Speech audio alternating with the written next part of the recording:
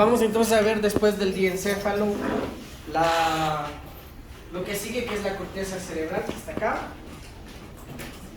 Vamos a ver la estructura y la función. Como ustedes saben, es el nivel más alto de procesamiento de la información del sistema nervioso central y obviamente está relacionado con los centros inferiores, ¿no? Ustedes siempre han de haber escuchado nivel cortical. Justamente estamos hablando de la corteza cerebral. Ustedes han de haber escuchado a nivel subcortical. Subcortical es desde diencéfalo hasta bulbo, que es lo que acabamos de ver. Eso es nivel subcortical. Y han de haber escuchado nivel espinal, que es básicamente la médula espinal, ¿sí?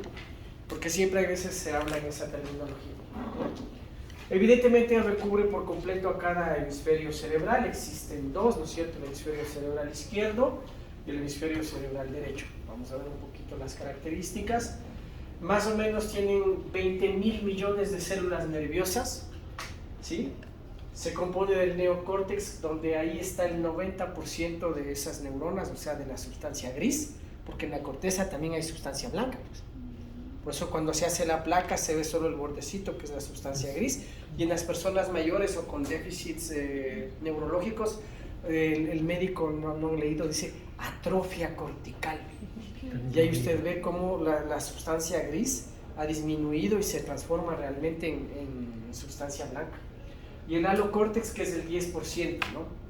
El neocórtex, que es la corteza en sí, donde encontramos 6 capas, ¿no? Y que ya vamos a ver. Y el alocórtex, que tiene dos partes, en una superior donde está el hipocampo, la circunvolución dentada, y una más interna donde está la corteza olfatoria.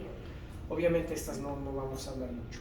Nos vamos a la parte celular, como decíamos, al neocórtex, donde encontramos 6 capas, ¿sí? Dentro de esas 6 capas encontramos 5 tipos de células.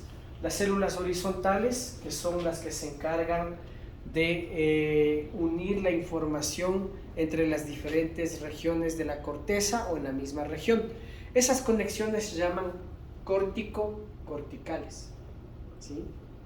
Como dijimos, córtico-espinal o córtico-nuclear. Quiere decir que va de la corteza hacia los núcleos, ¿sí? Entonces, existen 5 tipos de neuronas: las horizontales, que son las que hacen las uniones córtico-corticales entre las diferentes áreas. Existen neuronas glandulosas, están las piramidales, evidentemente, que están distribuidas preferencialmente en la capa 3 y en la capa 5. Estas son las células de Betz, que son las motoneuronas superiores, o sea, las primeras, ¿sí? Que van a enviar el comando hacia motoneuronas que están en médula espinal. ¿Estamos? Entonces esas motoneuronas, que son importantísimas para nosotros, el resto también evidentemente están en la capa 3 y 5. También están neuronas fusiformes y células de Martin-Betz.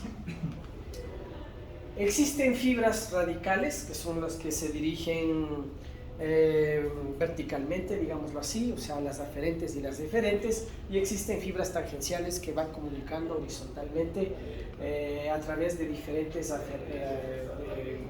dendritas que se van arborizando y que van conectando con las otras vías. Aquí tiene una representación esquemática donde usted ve las neuronas y cómo van interconectándose las vías tangenciales, y las otras, las tangenciales, que son estas, y las radicales, que son las largas, o sea, aferentes, deferentes, ¿ok? Vamos a ver un poquito las capas. Ya habíamos dicho que existen 6. Existe una capa molecular, existe una capa granular externa, una piramidal externa, donde están las neuronas piramidales, una granular interna, una ganglionar o piramidal interna, y finalmente una capa multiforme, que es la más interna. Ahí esquemáticamente tiene representado en rojo las fibras corticales eferentes, es decir, las que salen. Por eso aquí están los cuerpos de las neuronas. Mientras que en la otra usted tiene las fibras corticales aferentes, que son las que llegan, que son los axones. Entonces, básicamente, esto es sustancia blanca, porque están recubiertos de, en este caso, ¿cómo se llama? Mielina. ¿Y cómo se llaman en ahí? Las células de Schwann. No. No, oligodendrocitos. Oligodendrocitos. Se llaman oligodendrocitos. Y aparte de eso, están las otras células, ¿no? Las células de neuroglia. Es decir, los astrocitos, todo eso que también está, que son sustancia blanca. ¿Ok? Es lo que le decía, que estas neuronas piramidales se encuentran preferencialmente en el área motora primaria, M1, área 4 de Brodmann, ¿sí? Son las células de Betz, que son enormes, mire, esos cuerpos celulares son enormes, y que los axones se dirigen hacia la médula espinal para controlar los músculos proximales, los músculos distales de las manos y de las extremidades. Una vía directa de estas podría tener solamente dos neuronas. Una que sale de M1, que conecta a nivel de la motoneurona de la médula espinal, y esa motoneurona que conecta directamente con el músculo. Recuerde que eso viaja hasta 130 metros por segundo, ¿sí? Por eso es que la respuesta motora es rapidísima. Pues soy parpadeo, ¿sí? Entonces, ¿qué es lo que tenemos dentro de la configuración externa? Usted sabe que el cerebro se parece a una nuez, la corteza cerebral. Tiene varias hendiduras que se llaman fisuras, ¿sí? Las fisuras son las hendiduras profundas y realmente existen dos. Algunos autores le consideran también a la de Rolando, que es la fisura central que se llama. Usted tiene la fisura de Silvio, que es la que divide el lóbulo temporal del lóbulo frontal, y tiene la fisura interhemisférica, que es esta, que separa los dos hemisferios cerebrales, que están unidos por el cuerpo calloso que está al interior. ¿Estamos? Ahora, aparte de esas fisuras enormes, usted tiene surcos, ¿sí? Los surcos son estas líneas, ¿sí? Estas líneas que forman circunvoluciones entre dos surcos, ¿sí? Aquí tiene un surco, acá tiene otro, y entre los dos está una circunvolución. Esto es simple. Usted tiene aquí la vía Anayón, ¿no es cierto? Eso es un surco. Si usted sale de aquí y baja por la otra calle, por las Palmeras, ¿sí? Ese es el otro surco, ¿no es cierto? Ya. Monte Serrín es una circunvolución. ¿Ok? Surco, circunvolución. Los surcos son las quebradas. La circunvolución, lo que hay entre la quebrada, la montaña, ¿sí? Esto es importantísimo porque es así como se divide la corteza. Vamos a encontrar entonces la fisura de Silvio, que es la importante, la otra que es la de Rolando, que algunos le dicen, o surco central, y luego vamos a tener las circunvoluciones, ¿sí? Aquí se ve más claramente la interhemisférica, ¿sí? La fisura interhemisférica. Vamos aquí con calma. Aquí tenemos la fisura de Silvio. La interhemisférica obviamente no la vemos, está acá porque es una vista lateral de la corteza izquierda. ¿Ok? Luego tenemos el surco central o fisura de Rolando. ¿Ok? Entre el surco central y la fisura de Silvio ya tenemos la división de los diferentes lóbulos cerebrales. Aquí tenemos el lóbulo anterior o la corteza frontal. Tenemos la parte inferior, que es la corteza temporal. Aquí tenemos la parte superior, corteza parietal, y el vértice, que es la corteza occipital. ¿Ok?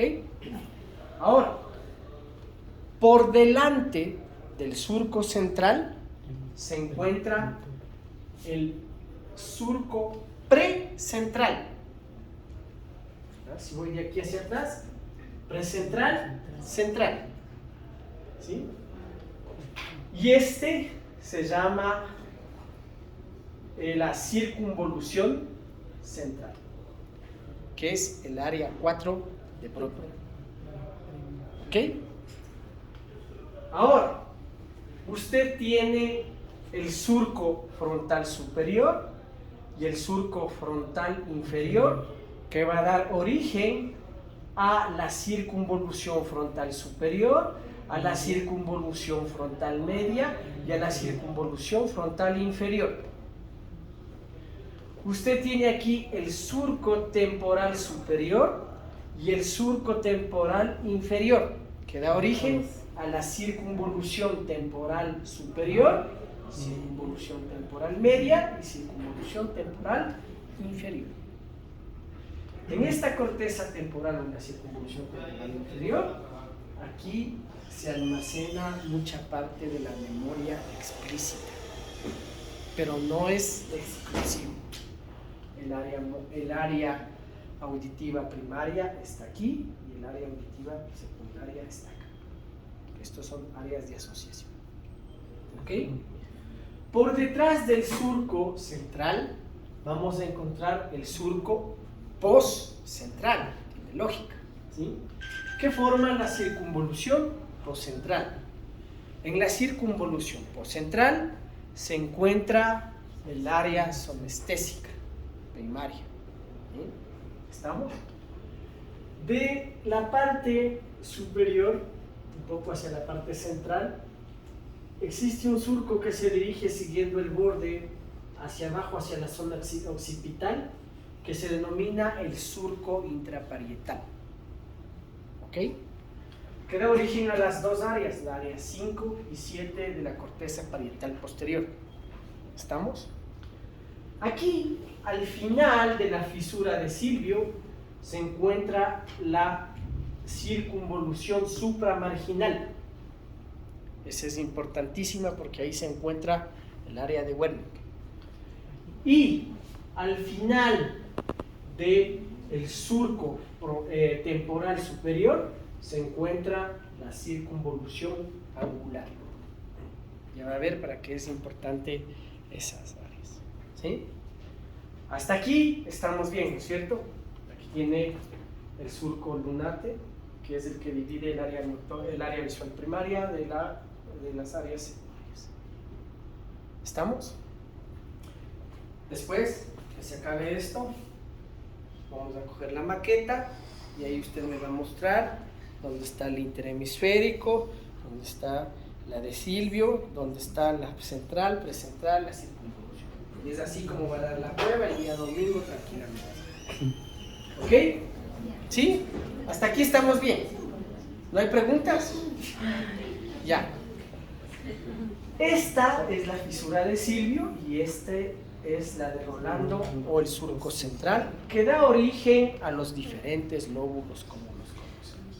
Entonces tenemos el lóbulo frontal, ¿sí? El lóbulo parietal, va a convertirse en la corteza, el lóbulo occipital, que está en la parte posterior, el vértice, y el lóbulo temporal, que está aquí. ¿Ok? Tenemos los cuatro lóbulos. Aquí tiene la región subcortical, podemos ver el cerebelo, aquí está el mesencéfalo, la protuberancia y el... ¿Ok? Para los amantes de los números y de las áreas de Brodmann, aquí también tenemos el dibujito. Entonces tenemos la corteza somatosensorial primaria, que tiene las áreas 3, 1 y 2, que están en la circunvolución postcentral. El área 4 de Brodmann, que está en la circunvolución precentral. Tenemos el área premotora, que es el área 6, que se divide en dos: área premotora ventral y dorsal. Dorsal les dije que era esta parte, ventral es esta parte. Y al interior, en la parte interna, encontramos el área motora suplementaria. Ya vamos a hablar de qué es. De 8 a 12 son realmente áreas frontales que están relacionadas con el comportamiento, el juicio, la conducta. ¿Ok? Área 44 y 45, áreas de Broca. ¿Sí? Área 40, área de Wernicke. 17, corteza visual primaria. 18 y 19, áreas de asociación. ¿Sí? 29, lo que le decía también era la circunvolución angular. ¿Sí? Circunvolución angular aquí. Auditiva primaria. Se encuentra aquí. Esto es visto al interior. Eso era por fuera, ahora le estamos cortando y vemos por dentro.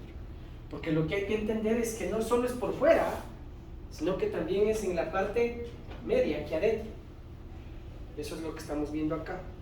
Es esto lo que estamos viendo aquí, que es el área 4, donde se continúa hacia el interior, el área 6 que le decía, pero aquí es realmente en esta parte justamente es el área motora suplementaria.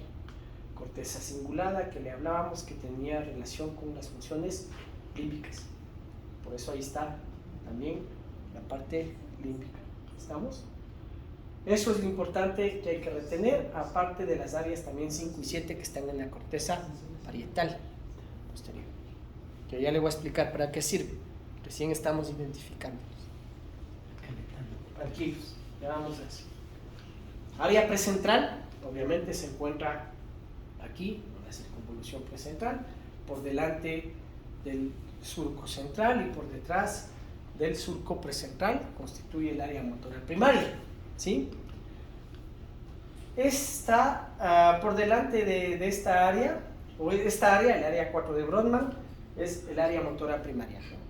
Por si acaso en el examen, si es que aparece M1, es la motora primaria. ¿Ok?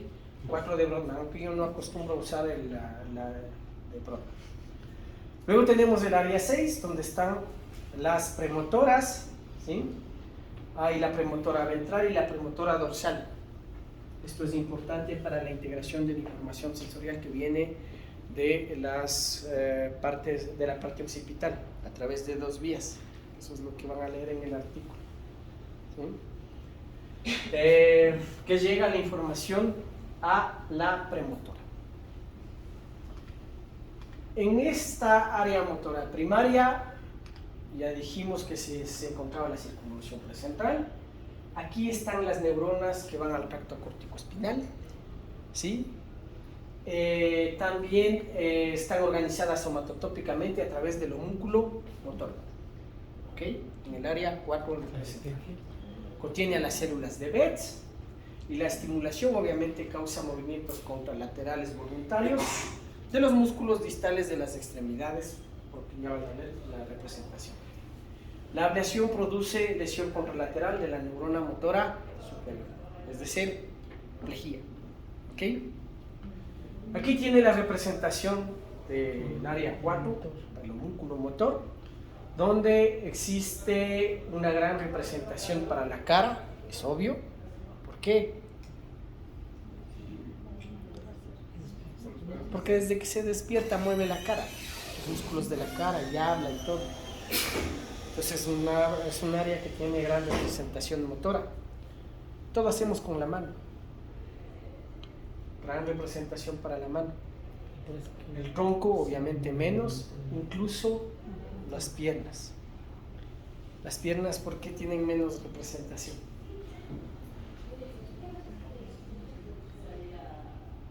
Porque es un sistema automatizado que utiliza menos neuronas, porque es una circuitería que funciona sola a través del CPG. ¿No? ¿Se han escuchado hablar del CPG? El Control Pattern Generator, del modelo controlador de las interneuronas, que es lo que hablábamos en médula espinal, que están íntimamente conectadas y que haces que camine solito. Por más que esté haciendo uno leyendo, no camina. No camina solo, exactamente. Se hace, de hecho ya viene genéticamente codificado. La base de los movimientos generales. Sí, exactamente. Ya viene genéticamente codificado. Y es lo que se hizo ahorita. Si vieron que hace menos de un mes hicieron caminar a un parapléjico, ¿no? Es por primera vez, 35 pasos. ¿Qué es lo que hicieron? Cogieron la actividad eléctrica que existe en la corteza, que obviamente envía... ¿Por qué? Porque los cuerpos de las neuronas están intactos, pues. Entonces, yo como persona puedo activar esos cuerpos de las neuronas, porque también tengo memoria motora y tengo voluntad. Yo activo, existe un dispositivo que amplifica las señales y que las envía a otro dispositivo que está conectado en la médula espinal vía Bluetooth, es inalámbrico. Le manda, amplifica y voluntariamente activa las motoneuronas y camina. Haciendo uso de la representación motora. La representación motora, ¿cuál es? Es el esquema motor que está guardado en el área premotora, en las áreas premotoras y dorsales. Ahí hay una memoria, ahí hay una representación motriz, la que usamos siempre y la que le sacamos y actualizamos cuando queremos aprender otro movimiento. Pero esto que están haciendo no sería automático puro. ¿O sí? Básicamente. Por Lo que pasa es que tiene que pensar para que se amplifique todo y pueda caminar. Es automático, porque es con la voluntad. Se le cortó los axones, Claro. el cuerpo está intacto, es decir, puede generar el potencial de acción. Lo que pasa es que no te llega, lo que estábamos hablando, tiene 40 centímetros el axón. Lo que pasa es que no te llega la señal, pero la orden fue enviada. ¿Qué es lo que hace? Este dispositivo toma la orden, le amplifica y le transmite a la médula. O sea, hace la labor del axón Ya. y le conecta a la motoneurona que está en la médula espinal. Ok. Esa es la labor de un córtico espinal. Básicamente, del axón. Pero tiene que ver el pensamiento del paciente. Claro, Para Obvio, claro. No vale, porque por eso no se produce, o sea, según el artículo no es un proceso automatizado, sino viene de la voluntad. Exacto, por eso De la voluntad. no viene a ser automatizado porque el cerebro, digamos, tomando en cuenta lo que tú estás hablando, el cerebro cuando, como ya viene programada la marcha, no hablamos de algo que lo aprendemos, sino solo que nace con nosotros mismos. Entonces existe una automatización en relación a la marcha. Entonces cuando una persona tiene una lesión medular, lo que aprende con este nuevo sistema es aprender a mover la pierna. Por eso muchos terapeutas que están dentro de la neurorehabilitación dicen que el cerebro no entiende de músculos, sino solo De movimiento, un engrama completo. El conjunto, sí. El conjunto, Lo que hay que entender acá también es que esa persona antes caminó. Exactamente. Porque si no hubiese caminado, ahí es otra cosa. Ahí no es posible. Exacto. Exactamente. ¿No? En la memoria. Ahí no es posible. Tiene que tener Ahí no es posible. A lo que decía era que, por ejemplo, nosotros caminamos, nos ponemos a leer, pero seguimos caminando. Pero en este caso, esta máquina solo tiene que el paciente estar pensando para caminar.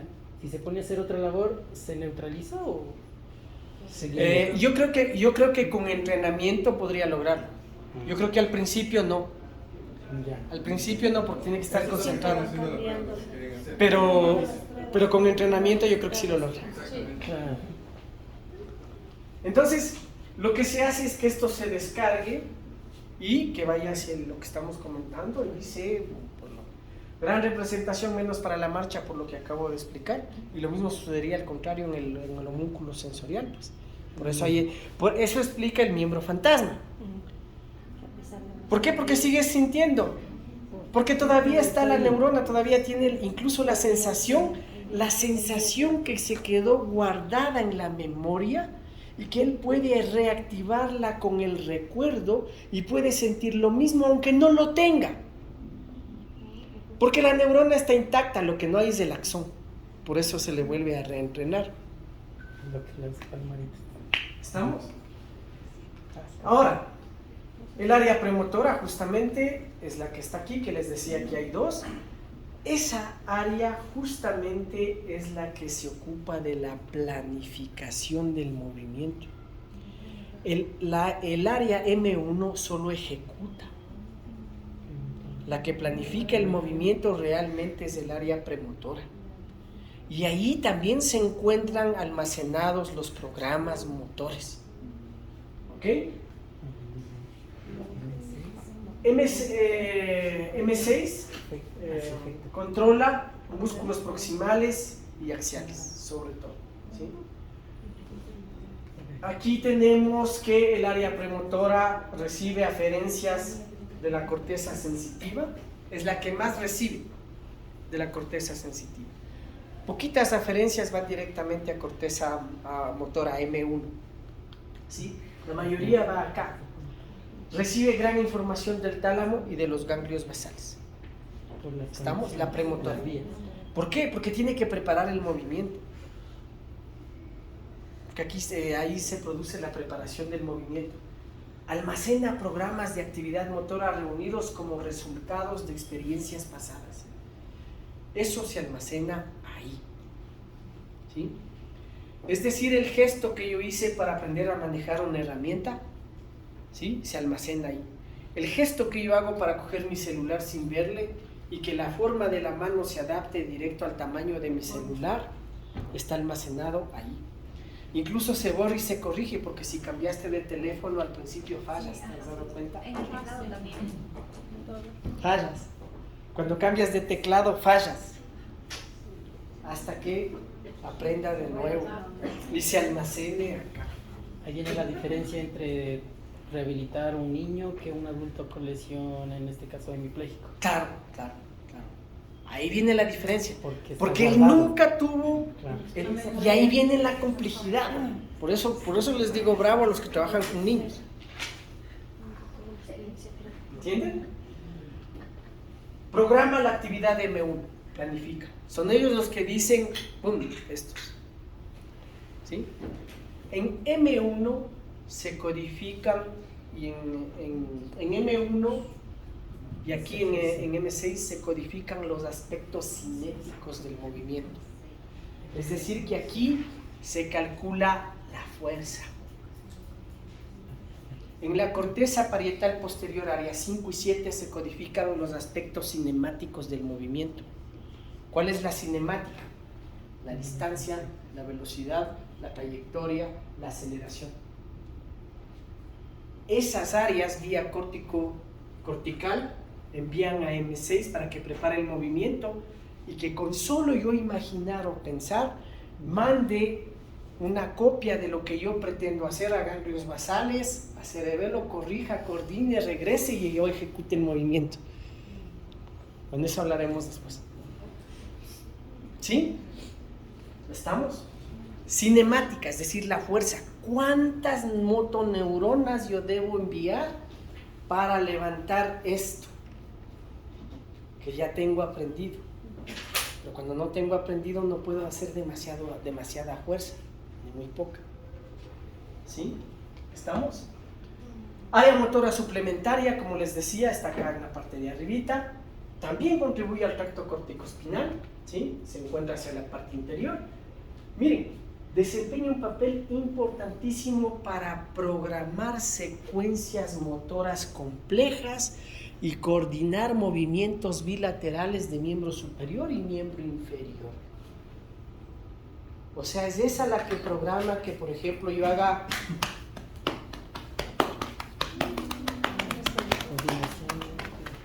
¿sí? Que haga movimientos bilaterales programados. ¿Sí?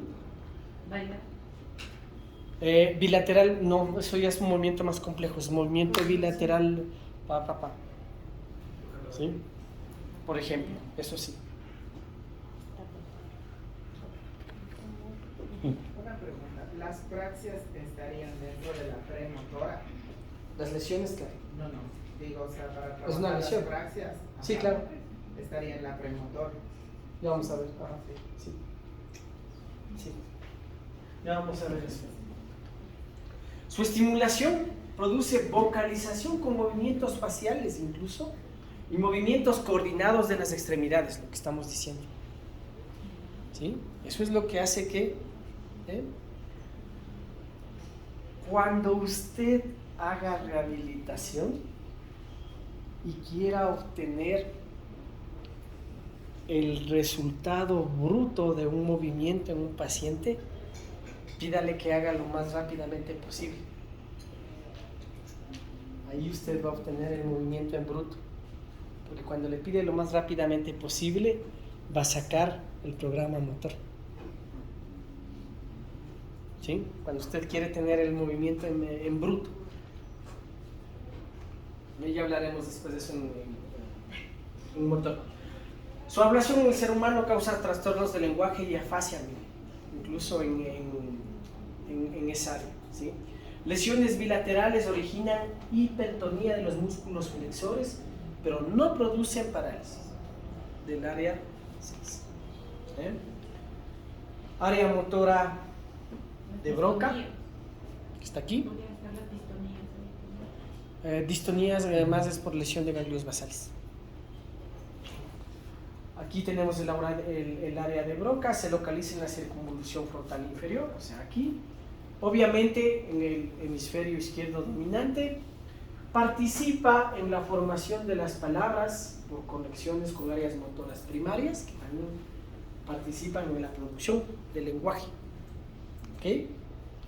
El paciente habla con lentitud cuando hay una lesión, sin fluidez, se tiene que esforzar, pero comprende todo. ¿Ah? El problema es la producción. Es la producción. ¿Sí? Aquí está el área de... Luego tenemos el área prefrontal, es la más grande, en Brodmann de 8 a 12. Participa esta en la elaboración de la personalidad del sujeto, influye en la iniciativa, el juicio del sujeto y regulación de los sentimientos de una persona. Tiene muchísimo que ver con eso. De hecho, eso explica, usted sí sabía, ¿no?, que la gente que se quiere suicidar y se dispara en la 100, en el 90% de los casos no mueren. Y los que mueren es porque justo el disparo le atinó a una arteria principal y por eso se muere. Pero si no le atina a una arteria principal, queda vivo, desjuiciado, sin iniciativa y obviamente con trastornos de la personalidad. ¿Sí? ¿Estamos? Entonces, resumiendo, hemos visto toda la corteza frontal, hemos dicho que ahí está M1, corteza motora primaria, donde está el homúnculo motor, que es la representación de las neuronas que controlan todos nuestros músculos, ¿sí? Sobre todo los distales con una gran representación, al igual que la cara. En esta área se codifican los aspectos cinemáticos del movimiento, es decir, la fuerza con la que yo voy a generar las acciones. Por delante de esa área se encuentra la premotora ventral y dorsal.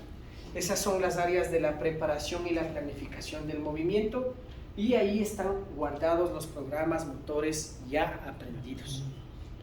¿Ok? Hacia la parte más anterior tenemos la corteza prefrontal, áreas 8 a 12 de Brodmann, que están relacionadas con el juicio, los sentimientos, el comportamiento de la conducta. Hacia la circunvolución frontal inferior tenemos el área motora de Broca, que se encarga de la producción del lenguaje. ¿Ok? Esto en la corteza frontal. ¿Estamos? Ahora vamos a ver el óvulo parietal, que está por detrás del surco central. ¿Ok? Aquí tenemos el área somestésica primaria, que está aquí, que obviamente ocupa toda la circunvolución postcentral. Esta recibe fibras desde los núcleos ventral posterolateral del tálamo, ¿sí?, y ventral posteromedial del tálamo, es decir, de las trigeminales y las informaciones en bruto, también directo, de kinestesia, dolor, movimiento, ¿sí?, recibe ahí en bruto, ¿sí?, una por una, lo que le va llegando, porque todavía ahí no le integra, ¿sí?, sigue subiendo hasta aquí, ahí termina, ¿sí?, pero una parte, porque eso es como un cartucho, otras van por el tálamo, van a las áreas de asociación posterior, que ya vamos a ver. La área somestésica secundaria que está aquí, ¿sí?, dice, responde a estímulos cutáneos transitorios como cepillados o golpeteos de la piel. Luego tenemos las áreas de asociación que están hacia la parte superior, muchísimas conexiones con las áreas sensitivas, es decir, con S1 y S2, ¿sí? Y aquí sí se integran las diferentes modalidades sensitivas. Ahí sí. Obviamente en las áreas 5 y 7, como les decía, ahí se integra la información sobre la forma, tamaño de los objetos, ¿sí?, textura, y eso se llama la estereognosia, ¿no?, la capacidad de reconocer los otros cerrados, ¿sí? Y eso también es producto de algo que ya se aprendió. Lo que pasa es que el estímulo simplemente activa todo el circuito y eso hace que se actualice la información y ¡pam! ¿Sí? Área 5 y 7, como le dije, codifica los aspectos cinemáticos del movimiento. Es decir, que aquí se calcula la distancia, la trayectoria, ¿sí? La aceleración, la velocidad a la que yo voy a ejecutar un movimiento, ¿sí? Integrando toda la información, y eso envío a premotora, y premotora envía a ganglios basales, a M1, todo pasa al mismo tiempo. El M1 manda a él. Recuerda registrar el fin de clase antes de salir del aula. Aquí está la representación esquemática en cambio del homúnculo sensorial que se encuentra en la circunvolución procentral, donde aquí tenemos igual gran representación para la cara, ¿sí? ¿Por qué? Porque es muy sensible y tiene bastantes fibras sensitivas, ¿sí? De hecho, todo lo que tiene muchas fibras sensitivas no nos dejamos tocar. No te dejas nomás tocar la cara, ¿no? Y menos los órganos sexuales que tienen gran representación. Donde hay demasiada, no, es algo que es sensible, sensitivo. Gran representación obviamente de los labios que tienen mucha sensibilidad. Aquí tiene también órganos internos, garganta, víscera, y como les decía, ¿sí? El pie, mire, hay gente que no le gusta que le toquen los pies, ¿no? ¿Ah? De hecho, ya en la práctica, todo lo que el paciente no le gusta que le toquen, no tiene más sensibilidad. ¿Entienden? ¿Sí? Las áreas de asociación, entonces, su destrucción origina incluso fenómenos en los que desconoce la parte contralateral del mundo exterior, ¿sí? ¿Se acuerdan que habíamos hablado de la circunvolución supramarginal, el área 40? ¿Sí? Cuando se lesiona esta área, pues existe dificultad para asociar todos los impulsos auditivos y visuales, ¿sí? O sea, asociar cosas multimodales. También hay otra cosa. Su destrucción en el hemisferio dominante puede originar apraxia ideomotriz en este caso, ¿sí? Es apraxia idiocinética, incapacidad para abrocharse la ropa o peinarse, ¿sí? Pero no porque la parte motora está mala, sino porque no puede calcular los aspectos cinemáticos, pues es lo que estoy diciendo. O sea, la distancia, la trayectoria no puede integrarle correctamente, ¿sí? Entonces manda con falla a M6, pero M6 no sabe que está con falla. Simplemente le dice, está ok, y manda M1 manda el comando y ejecuta.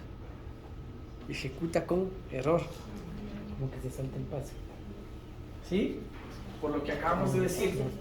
Apraxia sensorial, incapacidad para formular el plan ideatorio. Esto es cuando usted tiene una idea y todo le sale mal. No. Incapacidad para formular un plan ideatorio para ejecutar diversos componentes de una acción compleja, como por ejemplo atarse los cordones de los zapatos. Podría pasar en niños con parálisis cerebral. Tú puedes luchar toda tu vida y nunca lo logra, y es algo que no lo logra y no lo logra, ¿sí? Y ahí es por falla donde estamos diciendo la capacidad para integrar. Es muy difícil. Puede ser que eso es lo único que no logre. Pero en ese caso, en los niños con parálisis cerebral, es porque a lo mejor las células que hacen ese trabajo no se desarrollaron. Así de simple. Ajá. No son lo suficientemente. No hay conexiones lo suficientemente fuertes para que se hagan, ¿sí? Área de asociación somestésica, entonces codifican los aspectos cinemáticos del movimiento. Si usted se acuerda de esto, usted deduce eso. Por eso es importante la estructura y la función. Porque si sabes para qué sirve, puedes deducir toditas las patologías, como decíamos. ¿Sí? Aquí está otra vez la representación en Broadband de las áreas, área 4, motora primaria, 6, 8, lo que ya vimos. Aquí estamos viendo la somatosensorial, la 3, 2, 1, ¿sí? Aquí está la auditiva, que estamos en el otro lóbulo, estamos hablando de la corteza parietal 5 y 7, que es la que codifica los aspectos que decimos. El lóbulo occipital, que tiene el área visual primaria que está acá. La información viene del cuerpo geniculado lateral, que ya siempre hemos dicho. Acá llegan las imágenes en bruto. Y al área visual secundaria, ahí es donde se integran las imágenes. ¿Sí? Incluso en el área visual secundaria están almacenadas imágenes del pasado. El sistema nervioso central tiene tendencia a actualizar toda la parte sensitiva y compararla con la que está recibiendo en ese momento. ¿Sí? Incluso el cerebro es tan fuerte que usted podría confundirse, que es el fenómeno del déjà vu, el fenómeno del déjà visto. Usted alguna vez va a un lugar y ya se imagina que estuvo ahí. Y se imagina que estuvo ahí.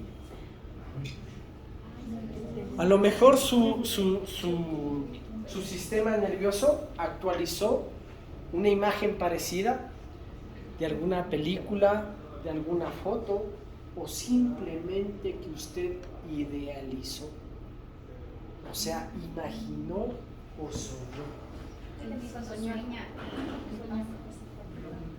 Y se actualiza en ese momento y usted cree, le hace creer que usted ya vivió, ya pasó.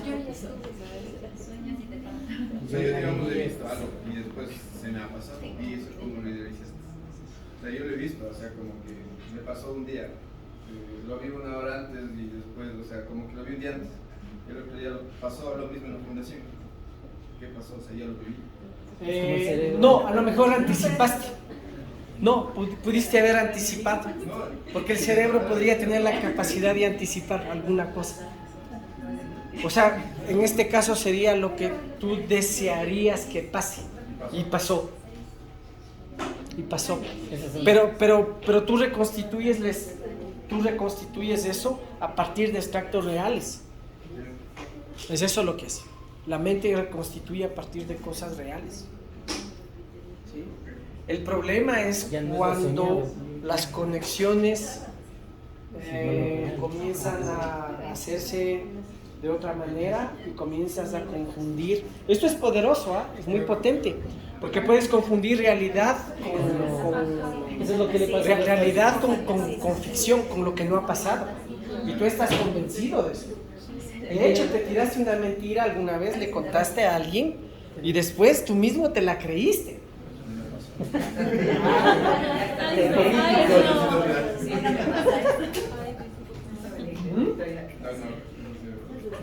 Te la creíste y estás convencido y sí, y obviamente cuando eso va más lejos ya va a trastornos, ¿no? Pero digamos que eso en algún momento te pasó, le pasó a alguien y es normal, digamos, hasta cierto punto. Pero del hecho de que pases ese límite, ahí sí ya no es normal. Y eso puede suceder en los pacientes, de hecho. Idealizan y todo te puede pasar eso. ¿Estamos? Eso esquizofrénico. ¿Puede pasar eso? ¿Sería un ejemplo? En esquizofrénico podría pasar, sí. Pero eso se produce por problemas vasculares también, o sea, no hay buena circulación, comienza... Pero dañaría esta parte. Contribuye, pero verás, no necesariamente porque esto es con la comparación de una imagen que tú estás viendo en ese momento también. Cuando tú ya no estás viendo, porque eso es lo que te digo, o sea, ¿qué es lo que hace el cerebro? Ve algo y enseguidita lo compara con algo ya visto, con algo que tiene. como en los filmes, ¿no? Cuando buscan algo y te está buscando el matching, la comparación. Así igualito. Y si no encuentra, crea uno. Eso es lo que pasa con el acto motor.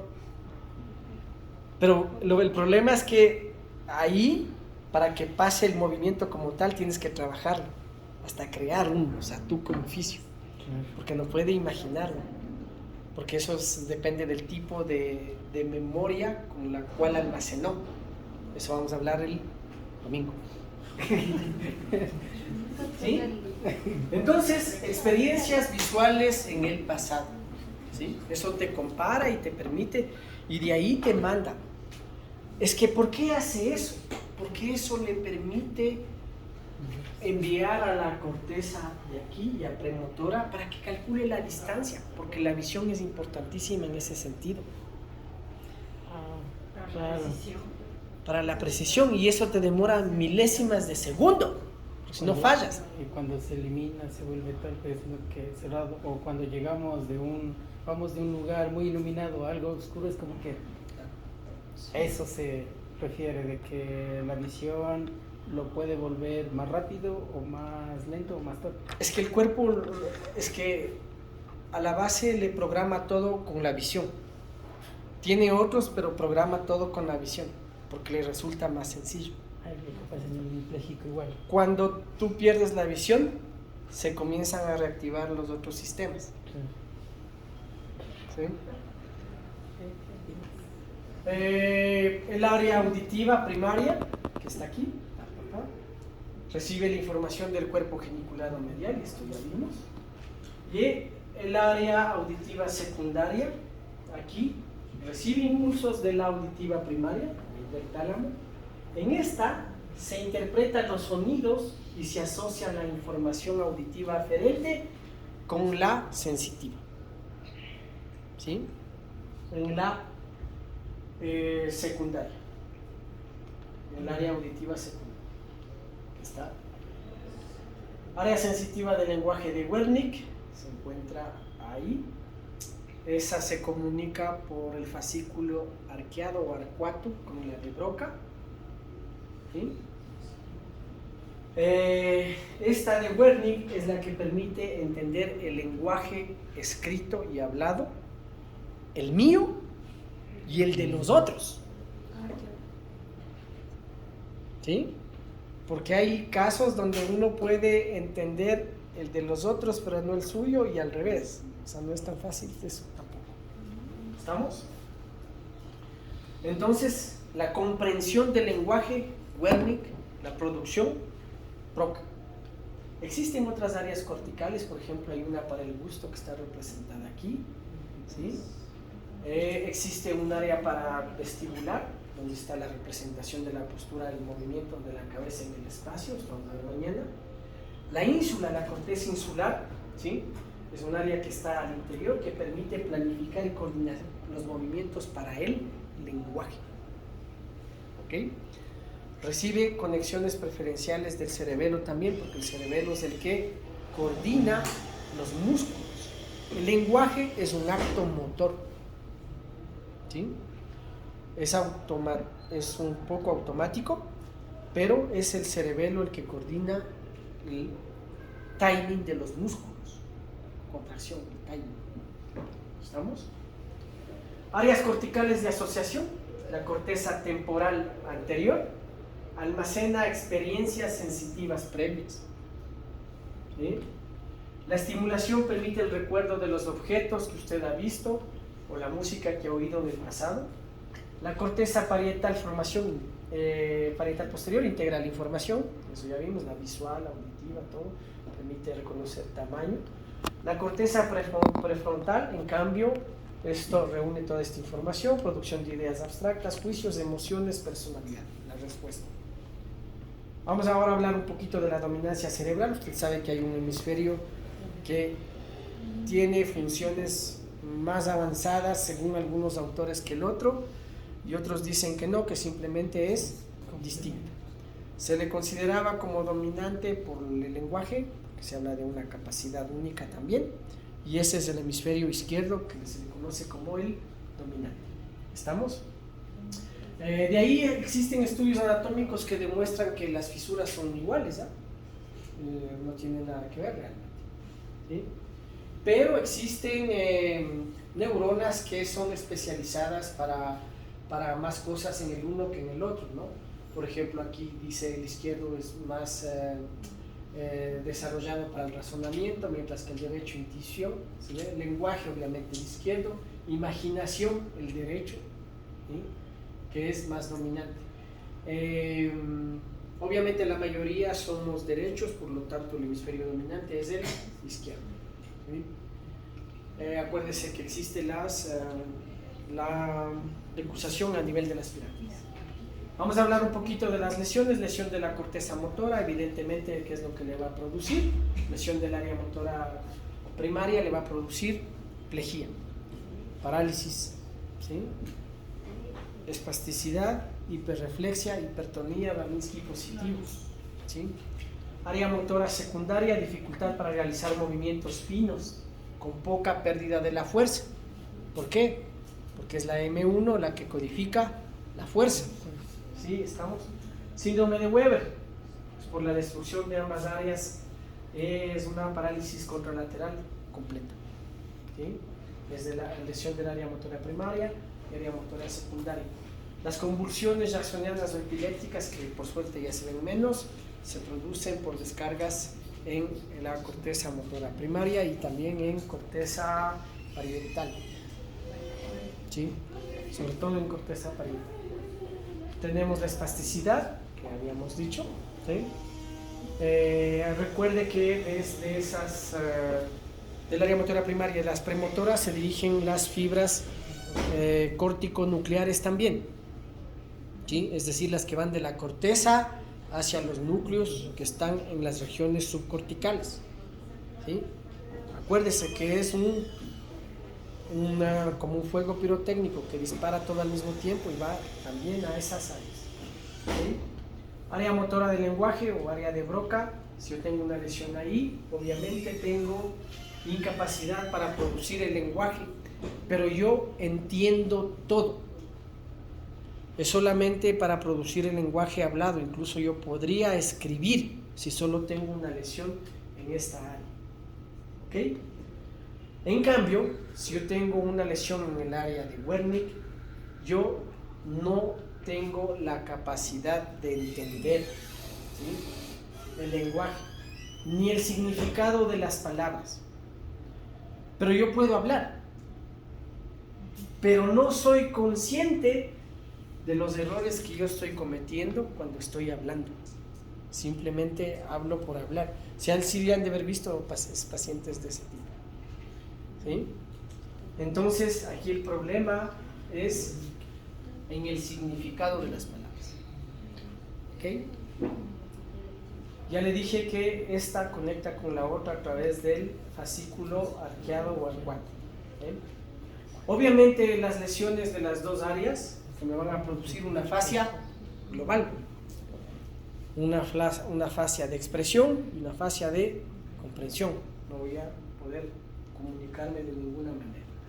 ¿Estamos? La circunvolución angular dominante, recuerdan que estaba aquí. Lesiones en esta área, ¿sí? Producen alexia, que es la incapacidad para leer, o agrafia, que es la incapacidad para escribir, ¿sí?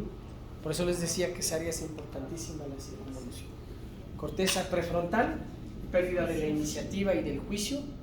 Cuando algunos no solemos ni siquiera estar con lesión y perdemos la iniciativa y el juicio. Cambios emocionales que pueden incluir la euforia, a pesar de la euforia, el llanto, ¿sí? Aquí sí tenemos la esquizofrenia por lesiones en estas áreas, pero más se sabe que es por origen vascular, ¿no? Que después produce cambios a nivel neural, ¿sí? Y que producen cambios en el comportamiento. Área prefrontal, las lesiones, conducta social inapropiada. Las lesiones pues están en el área frontoorbitaria. Dificultades de adaptación, y falta de iniciativa, corteza prefrontal dorsolateral. ¿Sí? Reflejo de succión y de tanteo y de agarre, también por lesión de la corteza prefrontal dorsolateral. Apraxia de la marcha. ¿Sí? ¿Esos reflejos persisten? No, se anulan. Corteza sensitiva, obviamente, área somestésica primaria. Tienes incapacidad para juzgar estímulos dolorosos, táctiles, térmicos que llegan al área donde llegan en bruto. ¿Sí? La pérdida del tono muscular también puede ser síntoma de lesión del área somestésica. Parecería que no tiene nada que ver, pero sí. ¿Por qué no me pregunten? Nunca pude averiguar. Corteza sensitiva es necesaria para apreciar el reconocimiento espacial, reconocimiento de la intensidad de los impulsos. Somestésica o de asociación, área 5 y 7, lóbulo parietal posterior. Ya sabemos que la lesión es la estereognosia, la que no nos permite reconocer. Cuando existe una lesión en la parte posterior, el sujeto podría no reconocer su lado contralateral. El mismo no existe para él.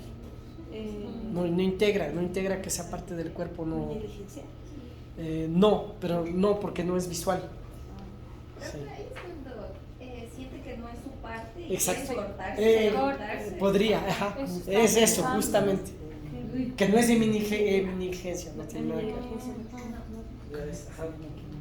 El área visual primaria, las lesiones obviamente te van a producir problemas con la visión, ¿no? Netamente visuales. De la secundaria, pérdida de la capacidad para reconocer objetos que aparecen en el campo visual contrario. O sea, puedes confundir, porque te digo que tú coges la imagen y la actualizas, pero como está lesionada no puedes integrarla, ¿sí? Y simplemente pues, no los reconoces. El área auditiva primaria, obviamente si tienes una lesión solo de un lado, vas a tener sordera unilateral. Si tienes lesión de los dos lados, pues sordera completa. En el área auditiva primaria donde llegan los sonidos en bruto. En el área auditiva secundaria, ahí se integra y se interpretan los sonidos. ¿Sí? Ahí es donde siempre en la secundaria se integran y se interpretan. ¿Sí?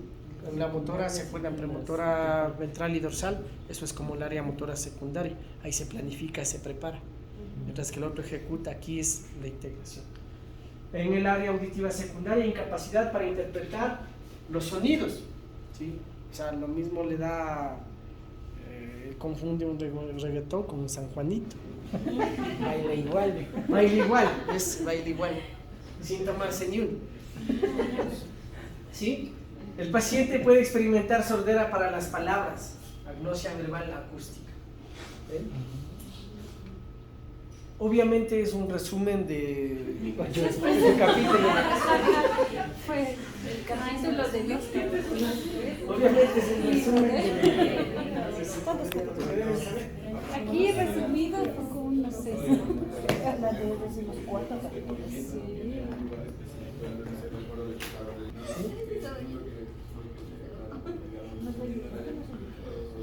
¿Estamos?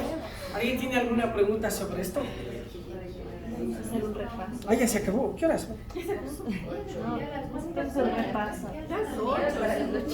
¿Y se acaba a las 9? A las 9. Ah, entonces todavía tienen una hora para repasar.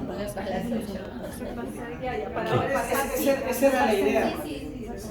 Hasta el área auditiva. La idea es que ustedes vayan repasando.